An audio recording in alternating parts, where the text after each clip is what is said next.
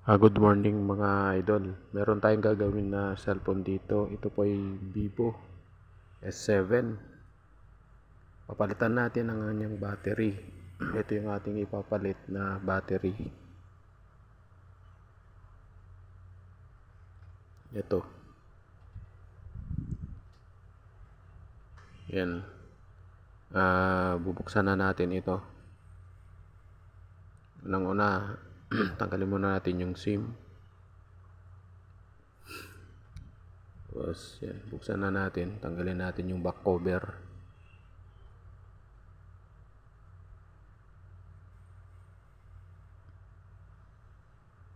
Ganyan lang, slide nyo lang yung kanyang sa bandang gilid-gilid niya hanggang sa matanggal yung mga lock.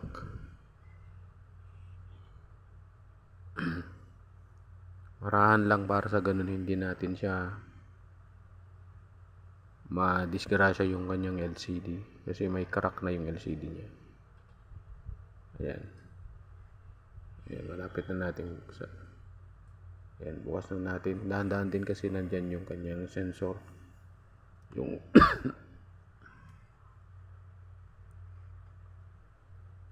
Ayan, tanggalin natin yung excuse me po. Tanggalin natin yung mga screw. Inuubo kasi tayo mga idol. Ayan. Ito yung luma. Ito yung ating ipapalit na bago. So, ang gagawin natin dito, install na natin ito. Pero bago natin install, ilagay natin yung mga strip holder nya. Ito yung hinihila pang tinatanggal siya. Ini-dis assembly yung battery. Inilagay na natin.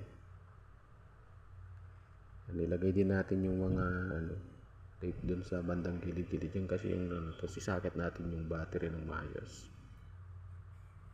Tapos ilagay na rin natin yung cover dun sa kanyang mainboard. Tanggalin natin ang tornilyo. Tapos testingin natin. Ayan. Bumukas na.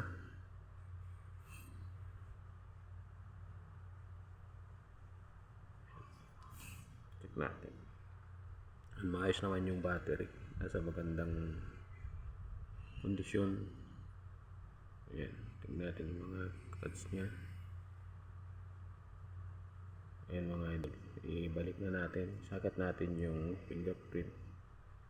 Then ibalik natin yung mga screw. Ayan, tight. Ibalik natin lahat. Kailangan walang matira. Kailangan takpan na natin. Ibalik natin yung back cover. Ayan.